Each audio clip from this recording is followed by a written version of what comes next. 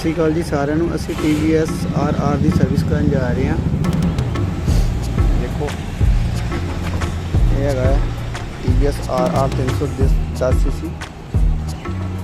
अज ये सर्विस करांगे असी ते इहदा एयर फिल्टर खोलते हैं, आपां देखते हैं कितना गंदा होया। खुल गया जी ਇਹਦਾ एयर फिल्टर। ਇਹ ਜੀ बहुत ज़्यादा गंदा होया है, बहुत ज़्यादा डस्ट हैगी ਇਹਦੇ ਵਿੱਚ। हाँ देखो तुसीं देख रहे हो ये सारा खराब हो चुका। इनू ये सर्विस में चेंज कर देंगे, चेंज करके सर्विस करके फिट कर देंगे।